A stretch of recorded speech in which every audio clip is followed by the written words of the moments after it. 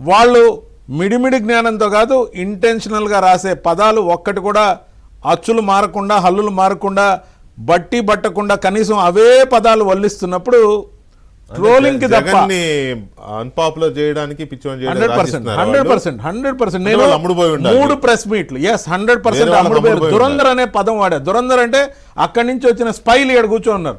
అంటే ఎందుకు వాడానంటే ఈ మాట 3 ప్రెస్ మీట్లు ఉదాహరిస్తాను నేను.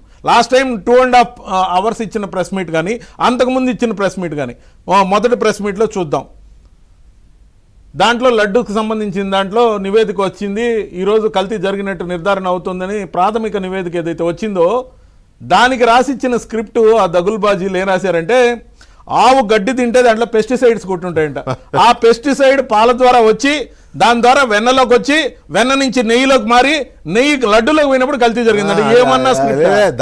ఒక మాజీ ముఖ్యమంత్రి మాట్లాడే మాటలు వాడి ఆ యదవలు రాస్తే నువ్వేంటి చదువుతా? నో కాదు సార్, మీరు అన్నట్టుగానే ఇంకొక అద్భుతమైన లాజిక్ ఏం చెప్పారంటే, వాళ్ళు ఆవుకి సరిపడా మేత దొరకనప్పుడు ఆవు శరీరంలో ఉన్న కొవ్వే కరిగి పాల రూపంలో అద్భుతం. నేను అనేది అడుగు రాశారు సార్, ఆ రాయడం కాదు, ఆ పదాలు మార్చకుండా కనీసం సొంతగా కొంచెమైనా విఘ్నత అనేది లేకుండా, ప్రిపేర్ కాకుండా వచ్చి ఆ పేపర్లు ఇలా ఇలా ఇలా ఇలా చూసుకో అక్షరం పొల్లుపోకుండా చదివి అబాస్పాలు కావడం ఎందుకు? దానికి బదులు మాట్లాడుకుంటూ ఉండడం మంచిది.